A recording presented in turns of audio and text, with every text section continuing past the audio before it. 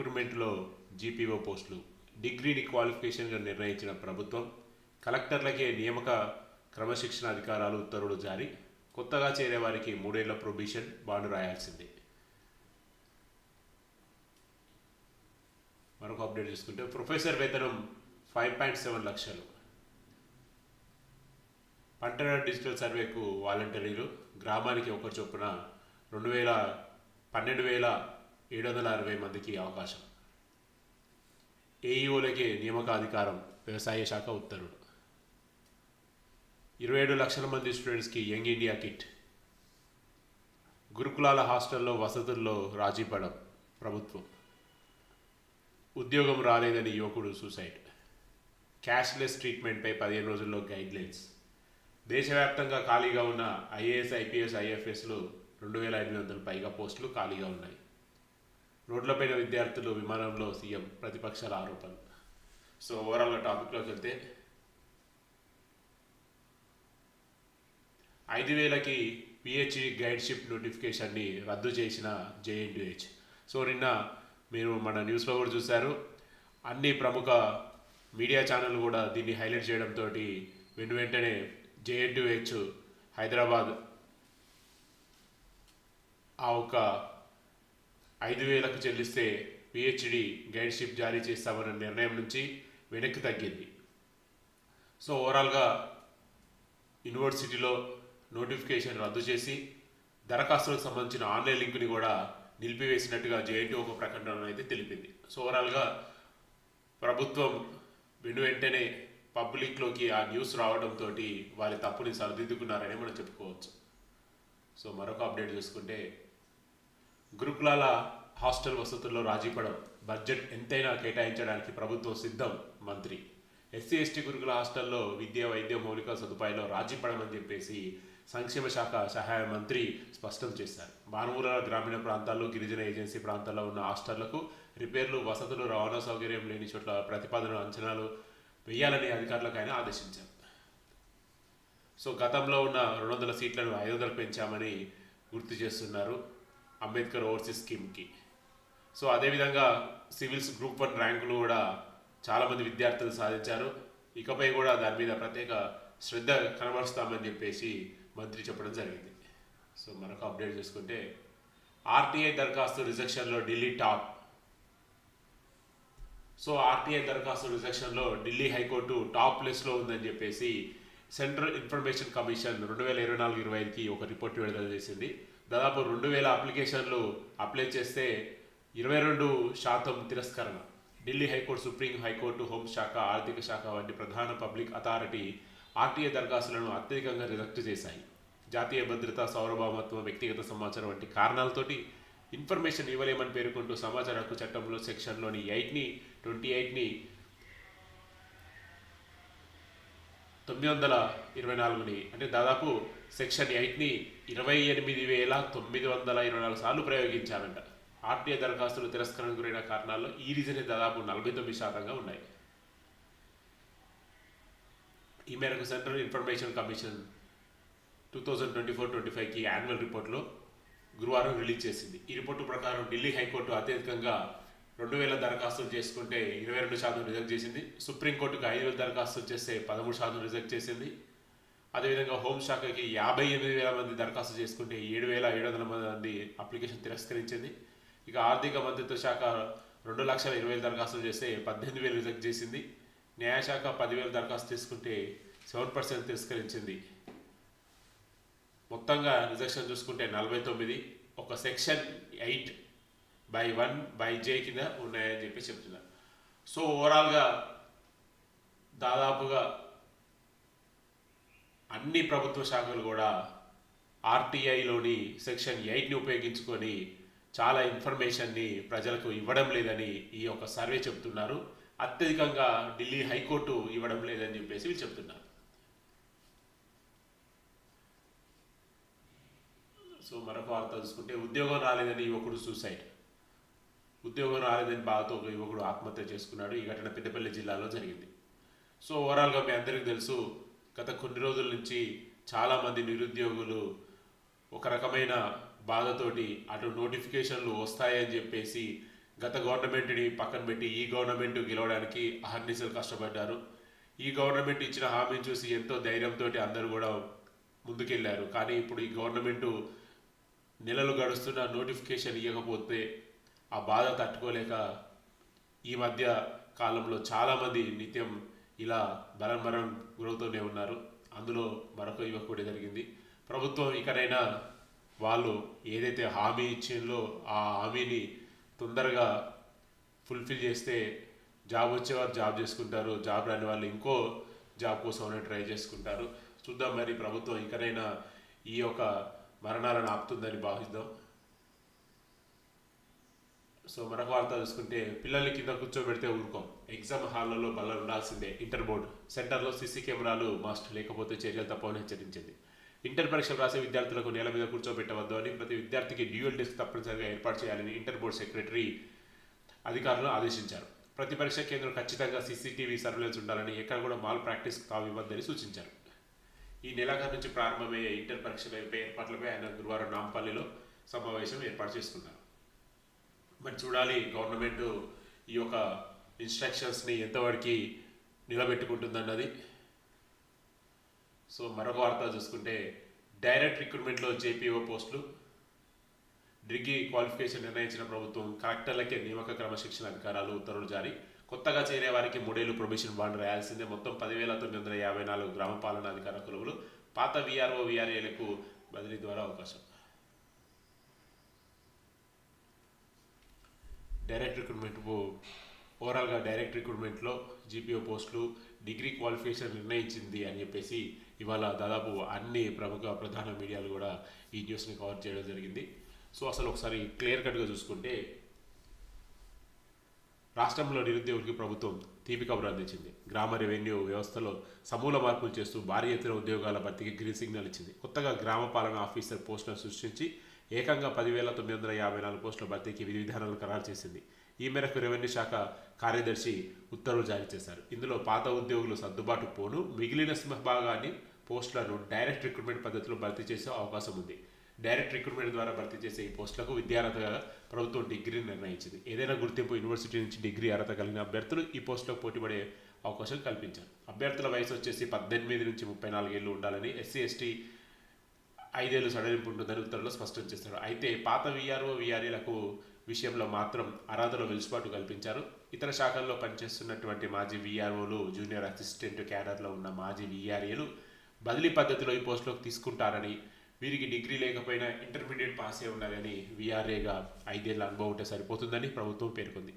ఇప్పటికే సుమారు 5,000కు పైగా పోస్టులు బదిలీల ద్వారా భర్తీ చేశారు. మిగిలిన ఖాళీలను డైరెక్ట్ రిక్రూట్మెంట్ ద్వారా భర్తీ చేయనున్నారు.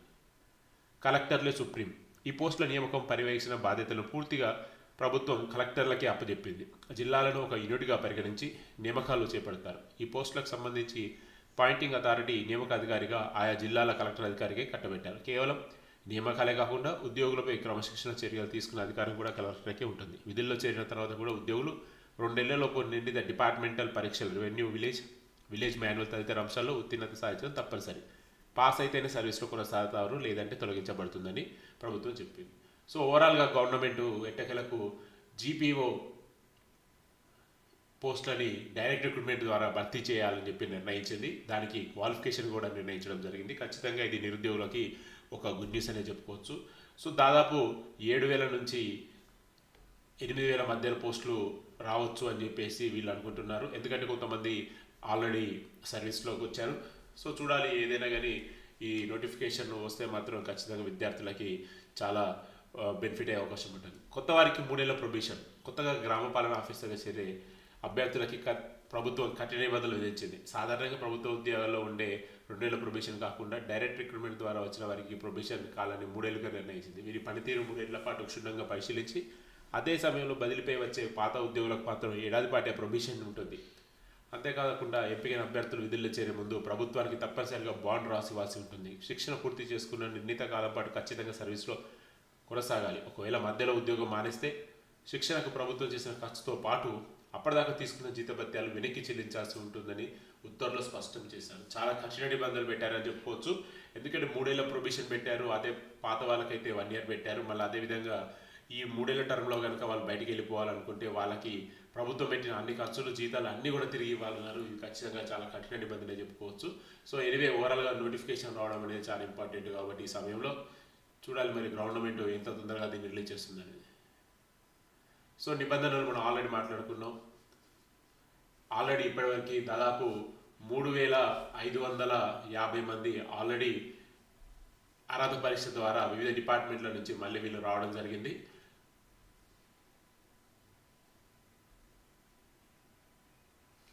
సో ఈ లెక్కను చూసుకుంటే 3500 అంటే ఆల్రెడీ ఈ 10,000లో 3,000 తీసేసుకున్నా కానీ రఫ్లీగా మనకి దాదాపు ఇంకొక 7,000 ప్లస్ డైరెక్ట్ రిక్రూట్మెంట్ ద్వారా వచ్చే అవకాశం అయితే కనబడుతుంది. సో చూడాలి మరి. జూనియర్ అసిస్టెంట్ ఆ క్యాడర్తో ఏర్పాటు చేసే జీపీఓలకి సీనియర్ అసిస్టెంట్గా పదవి కల్పించడం పద్ధతుల సందర్భంగా జూనియర్ అసిస్టెంట్లకు జీపీఓలకి. సో ఇక్కడ వీళ్ళు రేషియో కూడా క్లియర్గా మెన్షన్ చేయడం జరిగింది 60-40. సో ఈ 60-40 అనేది క్లియర్గా అప్లికేబుల్ చేస్తారా లేదా చూడాలి. ఎందుకంటే ఇక్కడ వీళ్ళు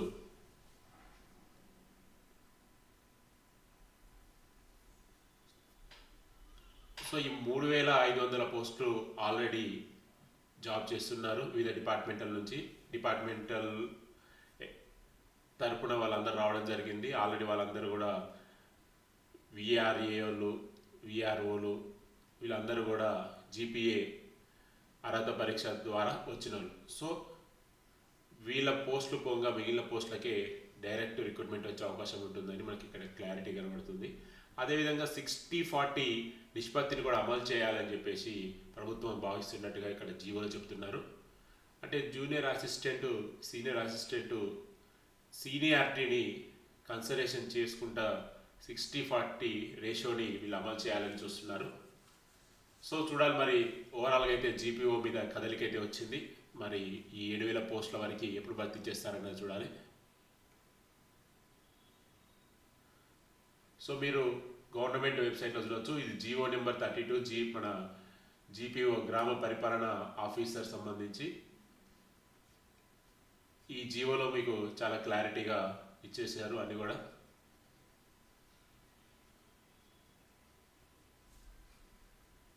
సో మరొక అప్డేట్ చూసుకుంటే యూనివర్సిటీల ఎఫ్డీలని సర్కారు కాజేసే కుట్ర. టీజీసీహెచ్ చైర్మన్కి ఏబీబీ వినతి. సో మరొక అప్డేట్ చూసుకుంటే 27 లక్షల మంది స్టూడెంట్స్కు యంగ్ ఇండియా కిట్ స్కూళ్ళు హాస్టళ్లు తెరిచే ఫస్ట్ వీక్లో అందేలా ఏర్పాట్లు. మెగా కిట్లో 22 రకాల వస్తువులు.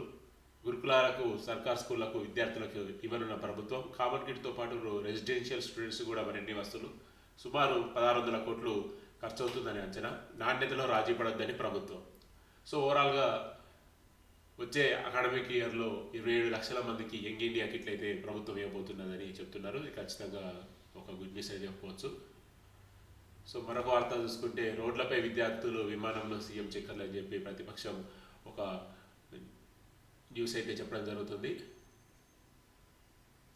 సో వీళ్ళు కూడా చాలా క్లియర్గా చెప్తున్నారు. కల్తీ ఆహారం తమకొద్దని నాస్తికం భోజనం పెడుతున్నారని చెప్పి రాష్ట్రంలో రోజు ఏదో ఒక చోట విద్యార్థులు రోజు ఎక్కుతానే ఉన్నారని చెప్పి ప్రభుత్వం పట్టించుకోవట్లేదని చెప్పేసి ప్రతిపక్షం ఇలా ఒక వార్తనైతే వాళ్ళు ఇవ్వడం జరిగింది. సో మరొక వార్త చూసుకుంటే పేరుకే కామన్ డైట్. రాష్ట్రంలో సంక్షేమ హాస్టళ్ల తీరు. గురుకులాల్లో నామాత్రంగా అమలు. సంక్షేమ హాస్టల్లో పూర్తిగా బంద్. సో దాదాపు 1,70,000 మంది స్టూడెంట్స్కి నామమాత్రంగానే వీళ్ళు డైట్ మెయింటైన్ చేస్తున్నారని చెప్పేసి వీళ్ళు చెప్పడం జరుగుతుంది.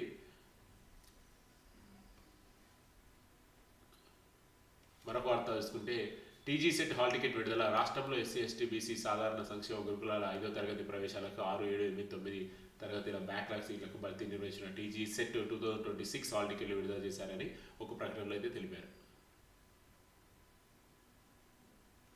వైద్య విద్య పీజీ యాజమాన్య కోటా తుది మెరిట్ జాబితా విడుదల. కాళోజీ నారాయణ ఆరోగ్య యూనివర్సిటీ గురువారం వైద్య విద్య పీజీ యాజమాన్య కోటా తుది మెరిట్ జాబితాని విడుదల చేసింది. మొత్తం 2,620 మంది అభ్యర్థుల పేర్లు నీట్ పీజీ ర్యాంకు స్కోర్తో సహా ఈ జాబితాని విడుదల చేసింది. సో మరొక అప్డేట్ చూసుకుంటే ప్రొఫెసర్ జీతం 5.7 లక్షలు. మారుమూల వైద్య కళాశాలలో మీరు ప్రతిపాదించండి, మేము చెల్లిస్తాం. విధానం అమలు కసరత్తు. జాతీయ ఆరోగ్య మిషన్ ద్వారా అదనపు నిధులు. సో రాష్ట్రంలో అత్యంత మారుమూల వైద్య కళాశాలలు ఆసిఫాబాద్, భద్రాద్రి కొత్తగూడెం, గద్వాల్ లాంటి చోట పనిచేసేందుకు ప్రభుత్వ వైద్యులు ఆసక్తి చూపకపోవడంతో అనేక విభాగాలు ఖాళీగా ఉంటున్నాయి. ఫలితంగా పాఠాలు చెప్పేవారు లేక విద్యార్థులు నష్టపోతున్నారు. మారుమూల వైద్య కళాశాలలో ఒప్పంద పొరుగు సేవల విధానంలోని అధ్యాపకులకు భర్తీ చేసేందుకు సర్కారు సరికొత్త విధానాన్ని త్వరలో అమలు చేపేది. మీరు ప్రతిపాదించండి, మేము చెల్లిస్తాం అనే పద్ధతిలో ఇక్కడ అవసరమైతే ఇతర రాష్ట్రాల నుంచి కూడా వైద్యులని నియమించుకునే అవకాశం ఉంది. సో ఎలా అమలు చేస్తారు? 2 సార్లు నోటిఫికేషన్ వేసినా ఎవరు రాని పక్షంలో ఈ విధానాన్ని అమలు చేయాలని చెప్పేసి ప్రభుత్వం భావిస్తుంది. సాధారణంగా వైద్య కళాశాలలో ప్రొఫెసర్కి 1,90,000, అసోసియేటివ్కి 1,50,000, అసిస్టెంట్ ప్రొఫెసర్కి 1,25,000 జీతం ఉంది. ఈ కొత్త విధానంలో దీనికి 3 చెల్లిస్తామని ప్రభుత్వం చెబుతుంది. ఒక పోస్టుకి ఒక నోటిఫికేషన్ ఇవ్వగానే వారి అర్హతను బట్టి 3 దరఖాస్తు చేశారనుకుంటే ఒకరికి 5,70,000, మరొకరికి 5 లక్షలు, మరొకరికి 4.5 లక్షల పోస్టులకి ఇవ్వనున్నారు. సో ఓవరాల్గా చూసుకుంటే వివిధ ప్రాజెక్టు టెండర్ల ద్వారా పనులు అప్పగించినట్లయితే తక్కువ కోడ్ చేసే వారికి పోస్టులో నియమిస్తారు. ఒక దరఖాస్తు అది 5 లక్షలు కోడ్ చేస్తే ఆ వ్యక్తి నియమిస్తారు. అసోసియేట్ ప్రొఫెసర్ గరిష్టంగా 4.5 లక్షలు, అసిస్టెంట్ ప్రొఫెసర్కి 3,75,000 విధానంలో చెల్లించేందుకు అవకాశం ఉంది. సో ఓవరాల్గా చూసుకుంటే ప్రభుత్వం మారుమూల ప్రాంతాల్లో పనిచేయడానికి వైద్య కళాశాల ప్రొఫెసర్లకి 5,70,000 అత్యధిక శాలరీ పే చేస్తానికి రెడీగా ఉన్నామని చెప్పేసి వీళ్ళు చెప్తున్నారు. మరి వీళ్ళు కొత్త స్కీమ్ అయితే తీసుకొస్తున్నారు వాళ్ళని తీసుకొస్తానికి. మరి చూడాలి ఇది ఎంతవరకు అమలవుతుందో. హైయెస్ట్గా 5,70,000, మిడిల్గా 4,50,000, లోగా 3,75,000 నిర్ణయించారు. అది ప్రొఫెసర్, అదేవిధంగా అసిస్టెంట్ ప్రొఫెసర్లకి వీళ్ళు ఈ విధంగా చెల్లించబోతున్నారు. చూద్దాం మరి ఇది ఎంతవరకు సక్సెస్ అవుతున్నది. సో మరొకటి చూసుకుంటే పంటల డిజిటల్ సర్వేకు వాలంటీర్లు 12,720 మందికి అవకాశం. గ్రామానికి ఒకరు చొప్పున. ఏఈఓలు నియామకానికి అధికార ఉత్తర్వులు జారీ చేసిన ప్రభుత్వం. సో రాష్ట్రంలో పంటల డిజిటల్ సర్వే కోసం వాలంటీర్లు ప్రైవేటు సర్వేల నియామకానికి వ్యవసాయ శాఖ గురువారం ఉత్తర్వులు జారీ చేసింది. దాదాపు 12,760 గ్రామాల్లో వాలంటీర్ల నియామకం కోసం చేపడతారు. 45 రోజుల పాటు ఈ కార్యక్రమం కొనసాగే అవకాశం ఉంటుంది. ఇంటర్ లేదా 10th పాస్ అయిన వారిని నియమించే అవకాశం ఉంటుందని వీళ్ళు చెప్తున్నారు. నియామక అధికారాలు పూర్తిగా ఏఈఓలకే ఇవ్వడం జరిగింది. సో ఎవరైతే ఇంటర్ లేదా 10th పాస్ అయ్యి డిగ్రీలు పాస్ అయ్యి ఉంటారో వాళ్ళు టెంపరీగా జాబ్ కోసం చూస్తుంటే వాళ్ళకి ఖచ్చితంగా ఇది ఉపయోగపడుతుంది అనుకోవచ్చు. ఎందుకంటే 12,760 మందిని తాత్కాలికంగా డిజిటల్ సర్వేకి వాళ్ళు తీసుకోబోతున్నారని చెప్పేసి చెప్తున్నారు. అంటే మినిమంగా 45 రోజుల పాటు వర్క్ ఉండే అవకాశం ఉంటుంది. 7,000 రూపాయల చొప్పున చెల్లిస్తామని అయితే వీళ్ళు చెప్తున్నారు. సో అందుకోసం డిజిటల్ ఫోటో ఒకటి తీసుకెళ్ళి వాళ్ళు నమోదు చేసుకోవాలని కూడా వీళ్ళు చెప్తున్నారు. సో మరొక అప్డేట్ చూసుకుంటే దేశవ్యాప్తంగా 2,800 ఐఏఎస్ ఐపీఎస్లు ఖాళీగా ఉన్నాయని చెప్పేసి కేంద్ర ప్రభుత్వం పార్లమెంట్లో ఒక ప్రశ్నకి సమాధానంగా చెప్పింది. అందులో ఐఏఎస్ వచ్చేసి 1,300, ఐపీఎస్ వచ్చి 500, ఇండియన్ ఫారెస్ట్ సర్వీస్ వచ్చి 1,029 ఉన్నట్టుగా చెప్తున్నారు. ప్రభుత్వం అనుమతించగానే ఇందులో 18% పోస్టులు ఖాళీగా ఉన్నాయి. మరియు ఐపీఎస్లో 9.9 ఉన్నాయి. ఐఎఫ్ఎస్లో 32 భర్తీ చేయాల్సి ఉంది. సో ఓవరాల్గా టోటల్ స్ట్రెంత్ క్యాడర్ ఈ 3 కలుపుకుంటే 15,169 పోస్టులకు గాను 2,834 పోస్టులు ఖాళీగా ఉన్నాయని అంటున్నారు. సో ఓవరాల్గా చూసుకుంటే దేశవ్యాప్తంగా సివిల్స్లలో మెయిన్గా ఐఏఎస్, ఐపీఎస్, ఐఎఫ్ఎస్లో 2,800 పోస్టులు ఖాళీగా ఉన్నాయని అయితే ప్రభుత్వం ఒక ప్రశ్నకి సమాధానంగా చెప్పింది. త్వరలో ప్రభుత్వం అనుమతించగానే 18%, 9%, 32% ఇందులో ఖాళీలు భర్తీ చేయబోతున్నామని కూడా ప్రభుత్వం తెలియజేస్తుంది. సో మరొక ఇంపార్టెంట్ అప్డేట్ చూసుకుంటే తెలంగాణ ఉద్యోగులకు ఆరోగ్య వస్తువు అని చెప్పేసి ఒక పథకం తీసుకురాబోతున్నారని చెప్పి ప్రభుత్వం అయితే నిన్న ఉద్యోగస్తులతో చర్చల్లో చెప్తుంది. త్వరలోనే 1,056 కోట్లతోటి ఒక బీమా పథకం తీసుకురాబోతున్నారని చెప్తున్నారు. సిబ్బంది మూల వేతనం నుంచి 1.5 కట్టని, అదేవిధంగా ప్రభుత్వం కూడా 1.5 వీళ్ళకి జమ చేస్తుందని చెప్పి ఉద్యోగుల హెల్త్ కేర్ ట్రస్ట్ ద్వారా సేవలు చేయబోతున్నారని 15 రోజుల్లో ఈ పథకం ప్రారంభం అయ్యే అవకాశం ఉంటుందని చెప్తున్నారు. సో ఓవరాల్గా ఈ పథకం వల్ల లబ్ధి పొందే ఉద్యోగులు 12,84,000 మంది అని చెప్తున్నారు. సో ఉద్యోగులు పోలీసులు 3.5 లక్షల మంది, వారి కుటుంబ సభ్యులు 10 లక్షల మంది, పెన్షనర్లు 2,80,000 మంది, వారి కుటుంబ సభ్యులు 2 లక్షల మంది, మొత్తం 12 లక్షల మందికి అన్లిమిటెడ్ వైద్యం అందించబోతున్నారని, ఎటువంటి కూడా లిమిటేషన్ లేదని, కంప్లీట్గా క్యాష్లెస్ తోటి ఇవ్వబోతున్నారని చెప్పేసి వీళ్ళు చెప్తున్నారు. మరి చూడాలి ప్రభుత్వం 15 రోజుల్లో దీన్ని అమలు చేసే ముందు వాళ్ళు ఇచ్చేటువంటి డీటెయిల్ గైడ్లైన్స్ ఏ విధంగా ఉంటుంది, ఎన్ని హాస్పిటల్స్ వర్తిస్తాయి, ఎన్ని హాస్పిటల్స్ వర్తించవనే పూర్తి వివరాలు కూడా ఆ రోజు వచ్చే అవకాశం అయితే ఉంటుంది. సో ఇది ఫ్రెండ్స్ ఓవరాల్గా తెలంగాణలో ఇవాళ ఉన్నటువంటి విద్యా ఉద్యోగ వార్తలు. మరొక అప్డేట్తో మళ్ళీ కదా స్ట్రీట్.